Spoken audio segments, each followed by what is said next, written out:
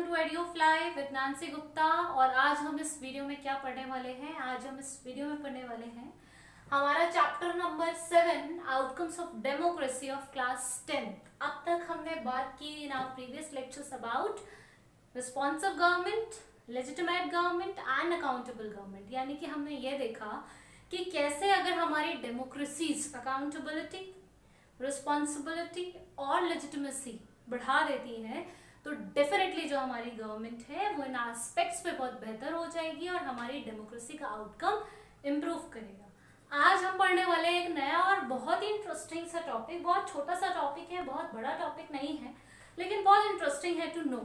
That is the economic growth and development. Okay, हम outcomes of democracy पढ़ रहे हैं, राइट? तो आउटकम्स हम क्यों पढ़ रहे हैं, डेमोक्रेसी हम क्यों लेकर आए हैं?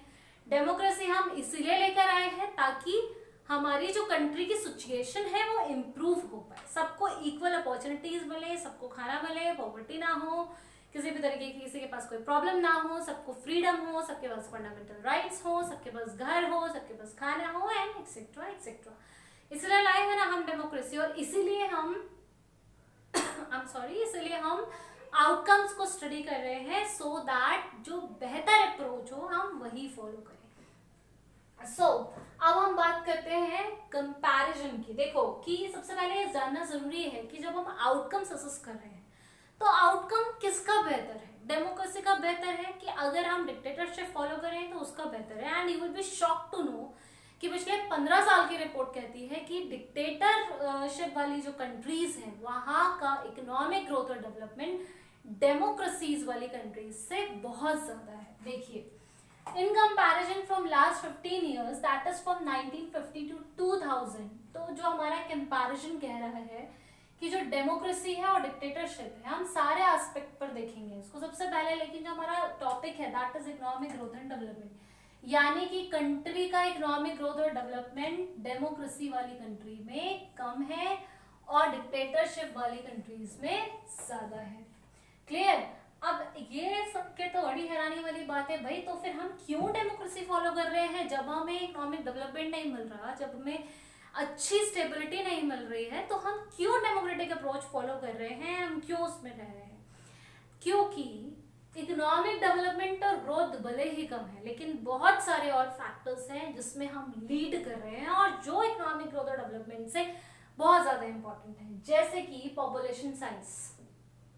ठीक है भाई, फ्रीडम होगा पॉपुलेशन को अपने हिसाब से रहने का, तभी तो लोग यहाँ माइग्रेट होकर आएंगे, तभी तो लोग यहाँ रहना पसंद करेंगे। जब हमारा टेम्परेचर अच्छा होगा, रेनफॉल अच्छी होगी, हमारे सीजन्स चेंजेस अच्छे होंगे, लैंड फर्टाइल होगी, प्रोडक्टिव होगी, तभी तो पॉपुलेशन यहाँ रहना पसंद करेगी, वरना वो माइग्रेट कर जाएगी टू अदर कंट्रीज।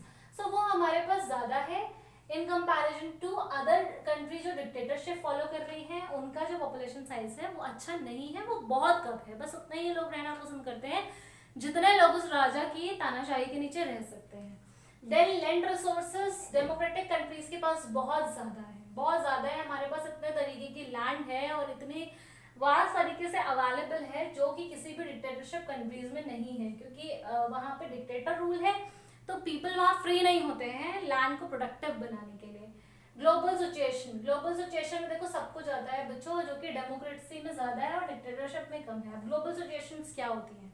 यानी कि लोगों की रहने की स्थिति, लोगों का लिविंग स्टेटस, लोगों का मेंटल हैप्पीनेस, लोगों का हेल्थ, ये सारी चीजें मतलब किसी भी डेमोक्रेटिक कंट्री में ज्यादा अच्छी होती हैं। एजुकेशन का फ्रीडम, वुमेन्स फ्रीडम, हमारे political rights, universal adult franchise, हमारा जो अप्रोच है हमारे किसी भी काम को, यू हैव 7 फंडामेंटल राइट जो कि आपको कहीं पे भी वर्क करने को और पढ़ने की अनुमति देते हैं। तो वो इस तरीके की चीजें आपको डिक्टेटरशिप में नहीं मिलेंगी, तो ग्लोबल सिचुएशन डेफिनेटली इंप्रूव होगी।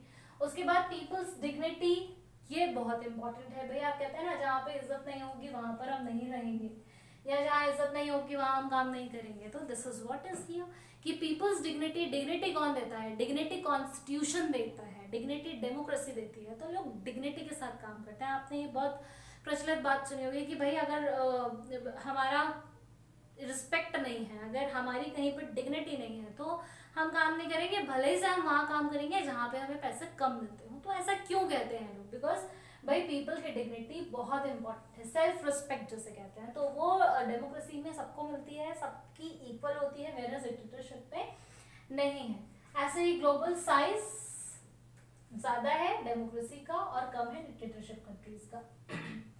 तो अगर हम सिर्फ एक फैक्टर की बात करें दैट इज इकोनॉमिक ग्रोथ, तो वो हमारे एनसीईआरटी के हिसाब से भाई कम है। उसके अलावा बहुत सारे फैक्टर्स में हम डेमोक्रेसी में ग्रो कर रहे हैं, ब्लूम कर रहे हैं, हैप्पीली रह रहे हैं।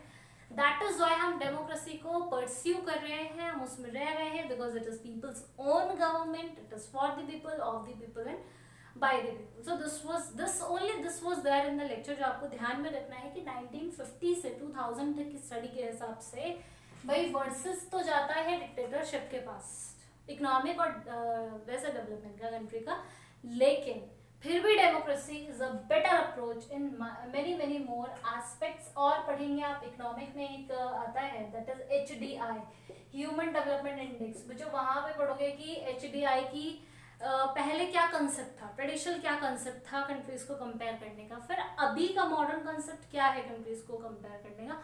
तो जब आप ये चीजें पढ़ेंगे you will come to know the more aspects of the scenario. यहीं से आपको कनेक्टिविटी मिलेगी और ज्यादा समझ में आएगा। If you have any problem just feel free to comment in the comment section. Stay tuned for my next topic of the same chapter. Till then, stay happy. Bye bye.